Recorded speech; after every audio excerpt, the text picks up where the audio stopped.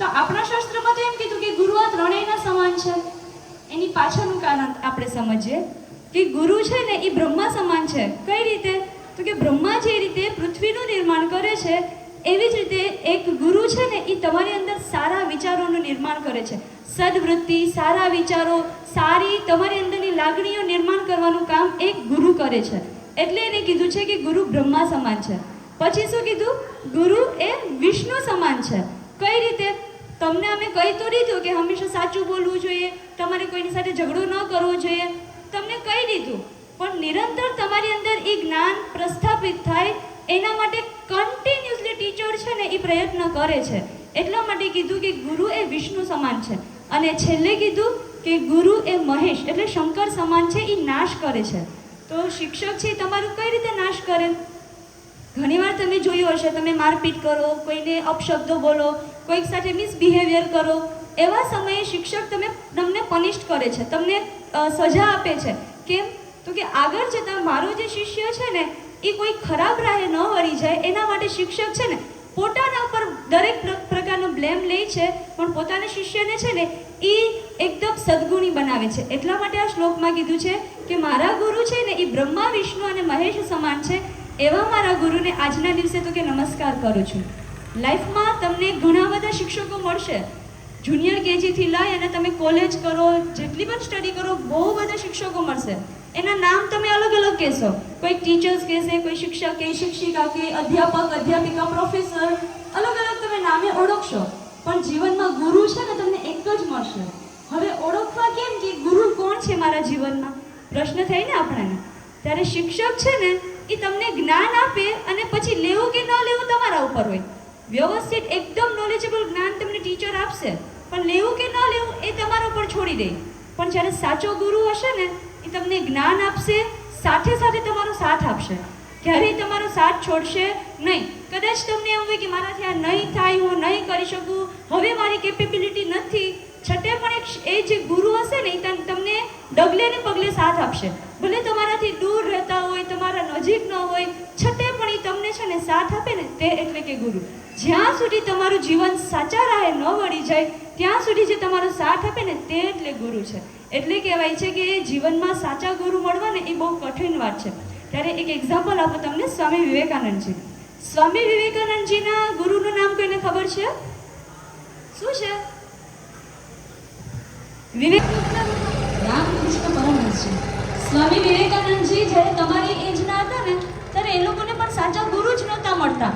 કેટલા જ્ઞાની મહાન સંતોને એમણે એક પ્રશ્ન પૂછ્યો કે શું આ દુનિયામાં ભગવાન છે? અને છે તો મને તમે મલાવી શકશો ભગવાનને? ત્યારે દરેક સંતો, મહંતો, વિદ્વાનો એમ જ કીધું કે એ તો પોતપોતાના વિશ્વાસ ઉપર આધાર છે.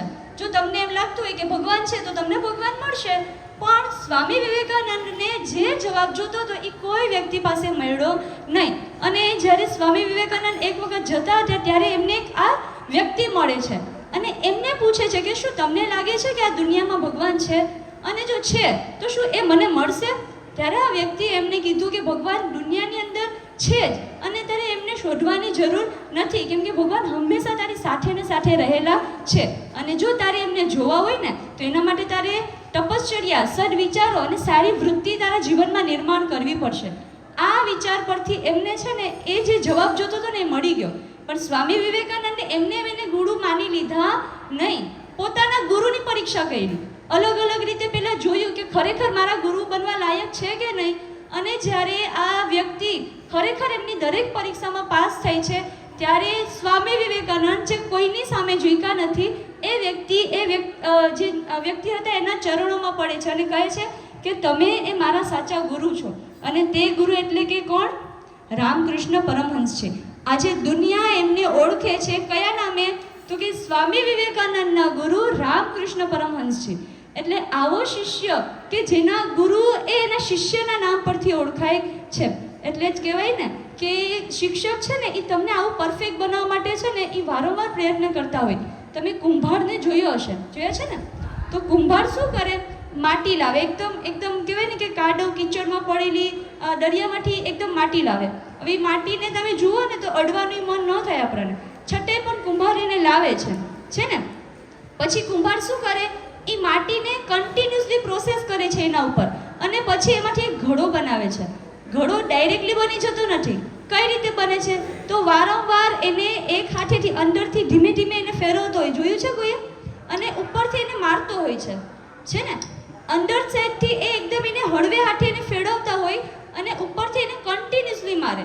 જો કુંભાર છે એ બંને હાથે એકદમ કોમળતાથી ફેરવે તો ઘડો એને શેપમાં આવે નહીં, અને જો બંને સાઈડથી એને મારે તો પણ એનો આકાર બદલી જાય. તો કુંભાર શું કરે? અંદરથી છે એને પ્રેમથી ફેરવે અને ઉપરથી એને એકદમ જોરથી, ક્યારેક એની લાકડી પણ હોય છે એની પાસે, એનાથી મારે, ક્યારેક એના હાથેથી મારે, અને પછી એ જે ઘડો છે ને એ રેડી થાય. અને એ ઘડો જ્યારે માર્કેટમાં વેચાય ને ત્યારે આ જે માટીની કાંઈ કિંમત જ હતી નહીં, જેને એકદમ પાણીમાં વહી જતી હતી, એ માટીનો ઘડો છે એ પોતાની કિંમત એટલે 1000માં, 2000માં, 500 રૂપિયામાં પણ એ ઘડો વેચાય છે. કેમ? તો કે એને એક વ્યક્તિએ આકાર આપ્યો છે. શિક્ષક પણ છે ને એ આવી જ રીતનું કામ કરે છે.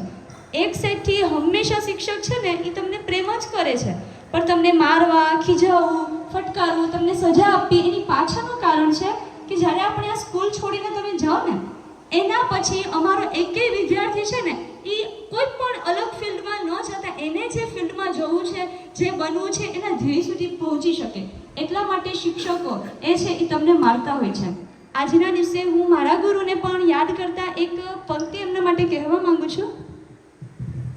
ગુરુને યાદ કરતા હું કહીશ, मैं शाम होते ही ढल जाती थी, उन्होंने अंधेरे में भी जगमगाना सिखाया मुझे.